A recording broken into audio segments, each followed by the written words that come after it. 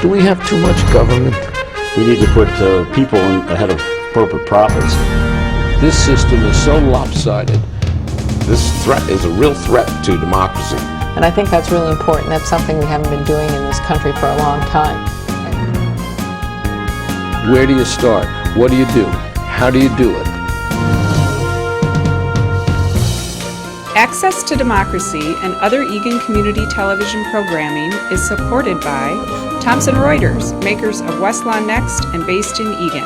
Through Westlaw Next and other innovative online services, Thomson Reuters is the world's leading source of intelligent information for businesses and professionals. Online at thomsonreuters.com. And by U.S. Federal Credit Union, the member-owned financial institution offering service, value, and experience you can trust to the greater Twin Cities community.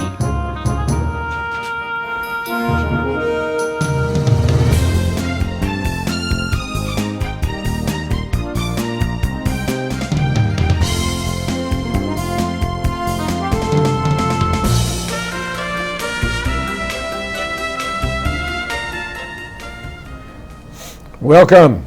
Access to Democracy returns. Old faces, new faces. Mine is a very old face, but a longtime guest, Patrick Klinger, returns. Great to be back. In sort of a new world.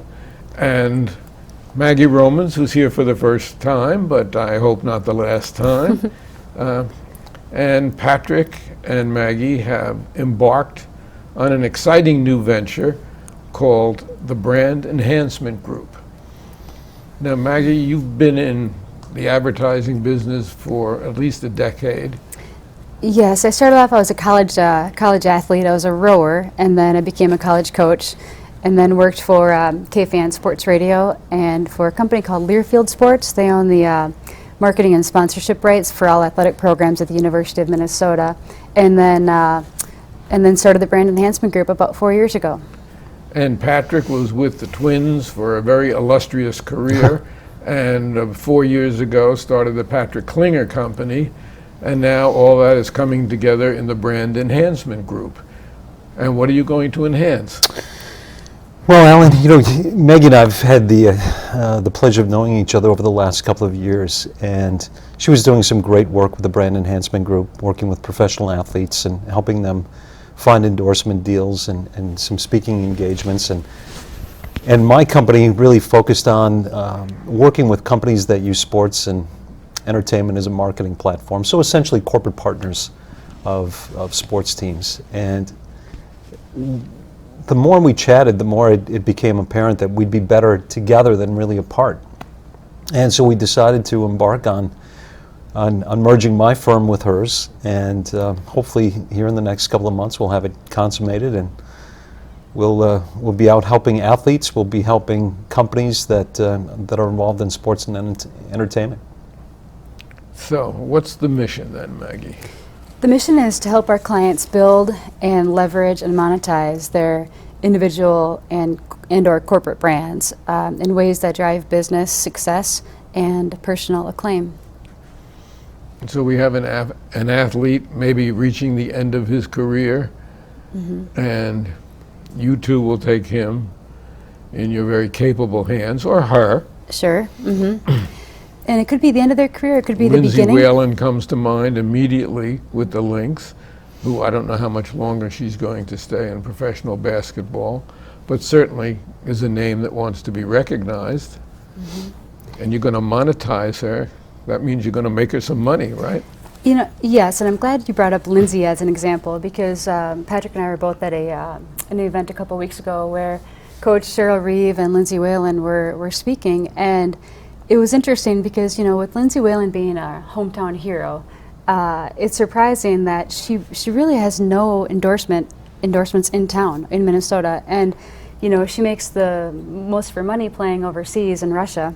That's amazing to me that she has no endorsements here. Yes, and her agent is Russian, so he has no contacts in Minnesota and really hasn't actively, you know, sought any opportunities for her here. So I am making it a personal mission for our company to work with Lindsay and other athletes like her that surprisingly have no endorsements in this market.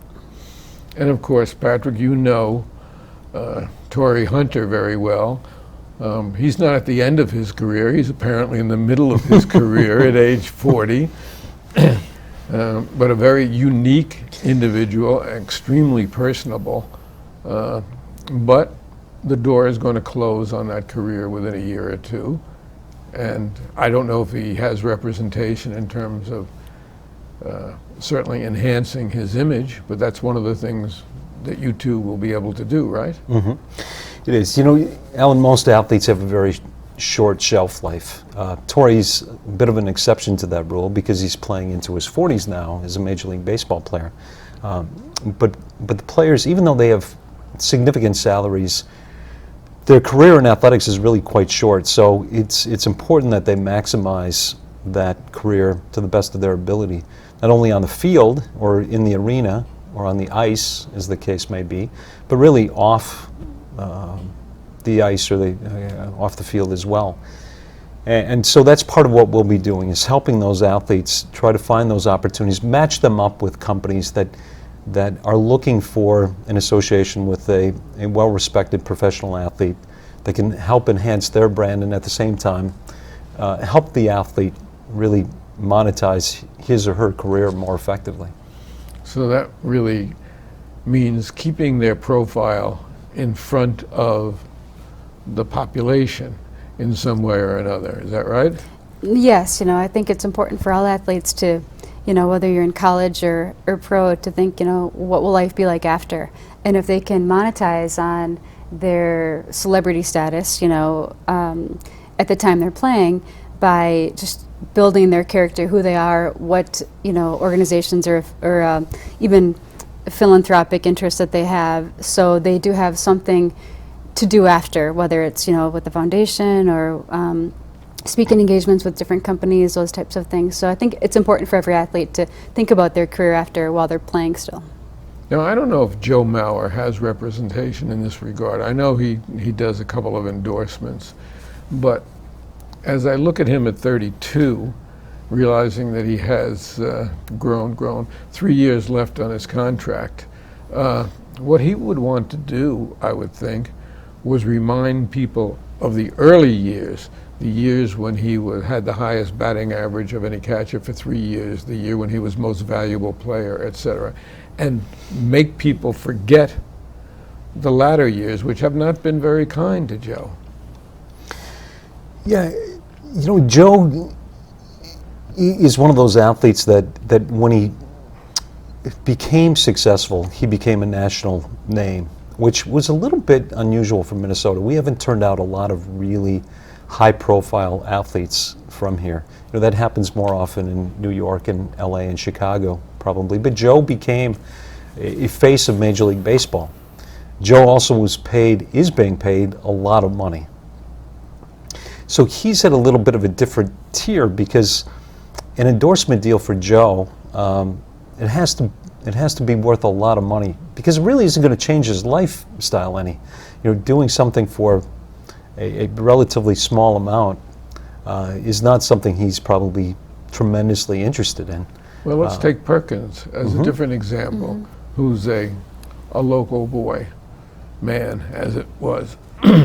And he doesn't have the salary that Joe has. And that would be sort of somebody else that you could step into, right? And And Perkins is a great example of somebody who, he's a good hometown hero, again, great wife, good family, and somebody who we don't have to worry about getting into trouble, so much. I think another part of who we are as a company is we'd like to choose people, whether they're coaches or professional athletes, that are good people first and foremost, and Glenn Perkins fits that mold as far as being, just a good, solid human being.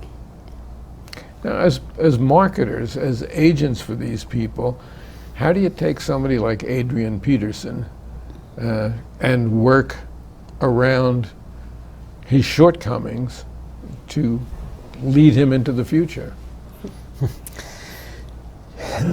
Alan, that's a tricky thing. you know, every athlete's a little bit different. Every situation is a little bit different. I think with an individual like Adrian Peterson, who clearly is a high-profile, very, very successful athlete, who did a bad thing, it's to address it head-on.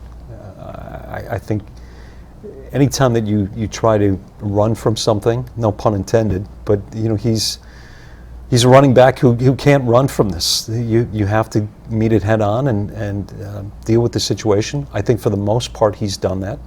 I didn't agree with all of the strategy that took place following the incident. I think he could have been a little bit more apologetic and maybe you know, had a greater grasp of what he did and how the public felt about it.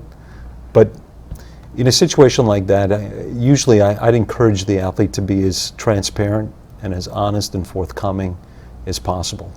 And that would be a big rehabilitation job for you people also. In fact, I saw an article in the paper yesterday talking about the fact that he's allegedly fathered 5 other children by 5 other women, although he's now, I think, married or just getting married to the mother of the latest 2 children, the youngest 2.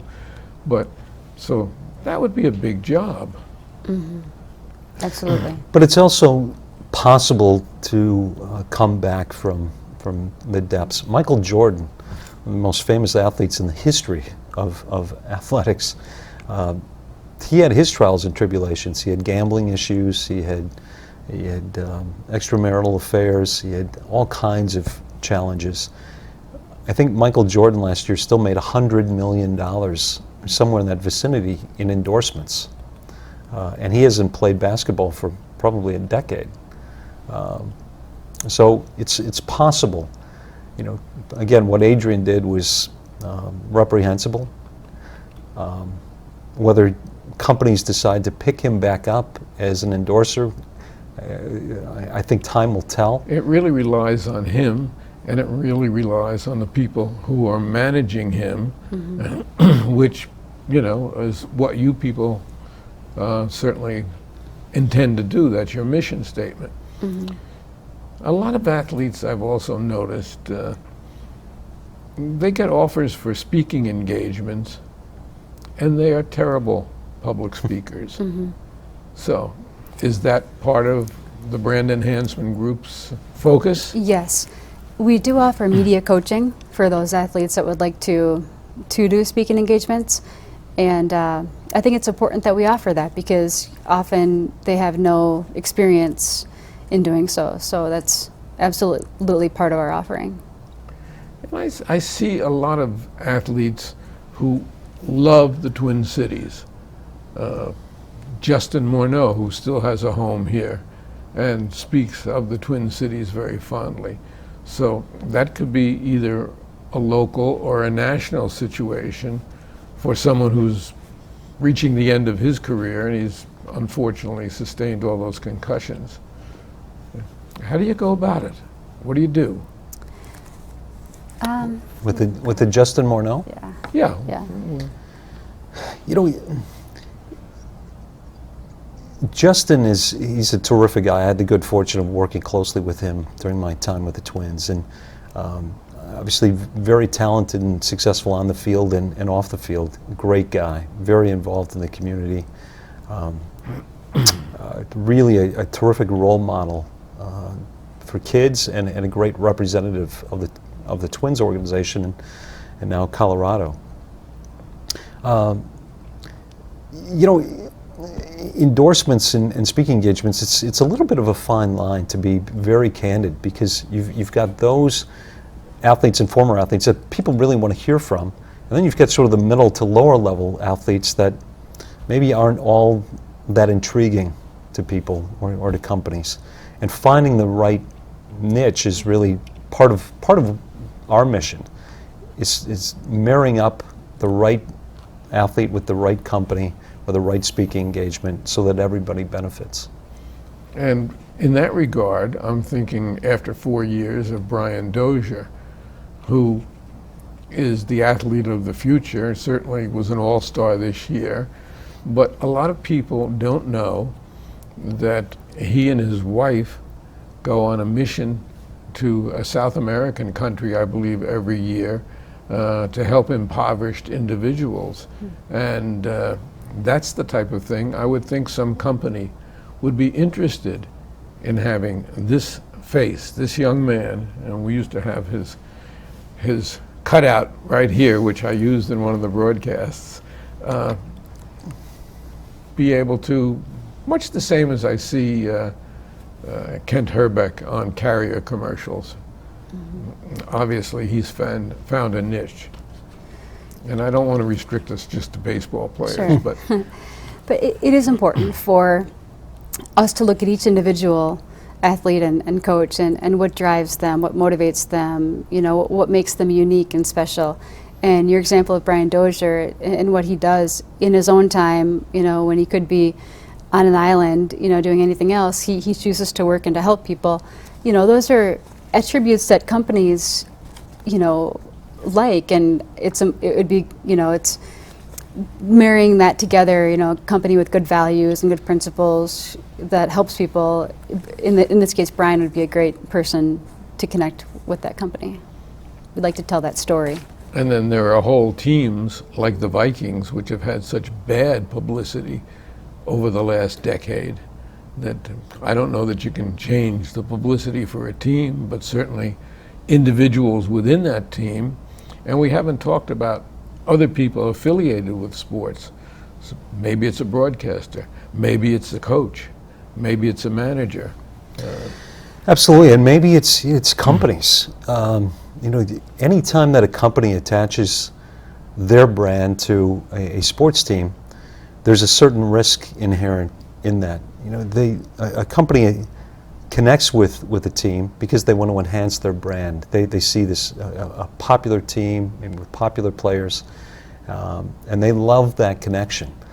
But if the team doesn't perform on the field, or if there's an off-the-field incident, which is certainly not uncommon in sports, then what does the brand do in a situation like that? You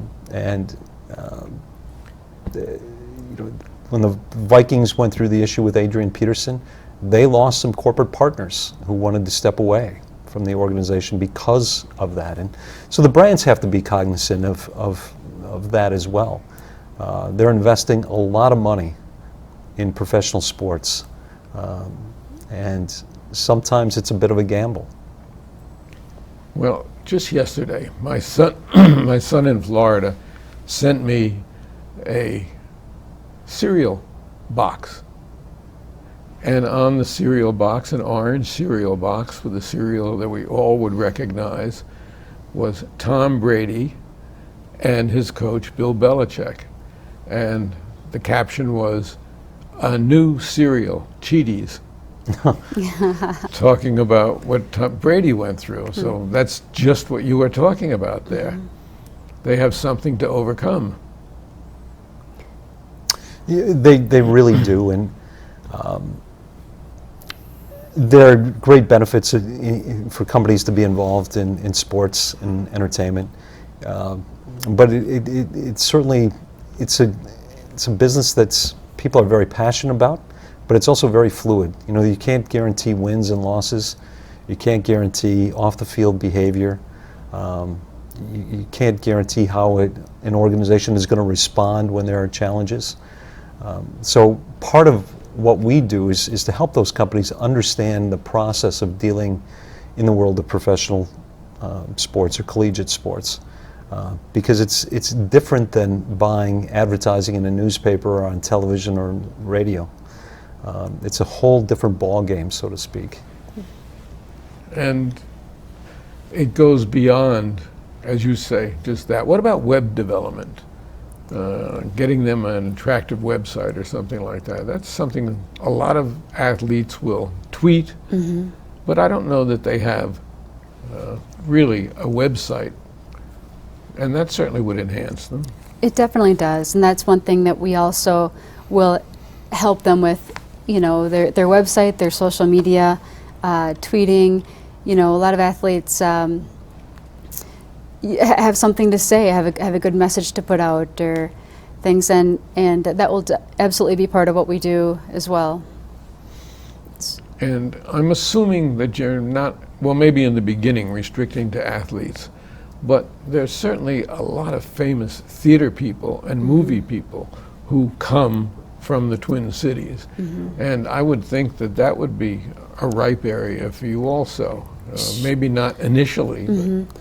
You know, and authors as well, we've been approached by. But I think it's important for us to focus on athletes and coaches in sports, particularly right now, because that's where both of our expertise comes from.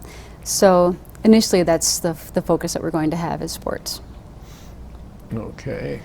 What about getting them involved in charity events? Is that something also that you would... Yes. When we sit down with each athlete and coach and learn more about who they are, for example, Brian Dozier and what he does in the off-season, you know, that we take that into consideration as far as what areas we'd like to, what companies may be a good fit for them, or what charities, you know, perhaps they may already have a foundation, or we help them start a foundation based on where their passions lie. And I assume for all of this that you get a percentage of what comes in. Yes, exactly. Sometimes we work with agents on that, and sometimes it's direct, depending on the individual. Agents can be vultures on occasion, in my experience, but... Mine too. So what is the brand potential for these people? We talked about corporations a little bit. Yeah.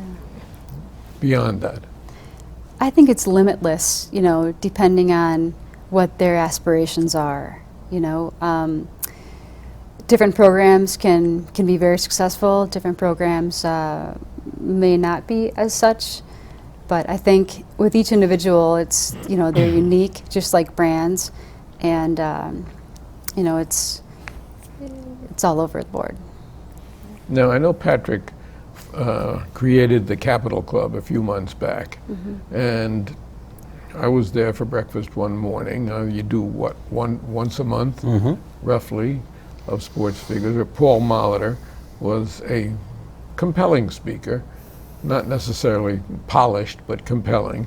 But that would be a perfect example of where you would project these people into those kinds of situations.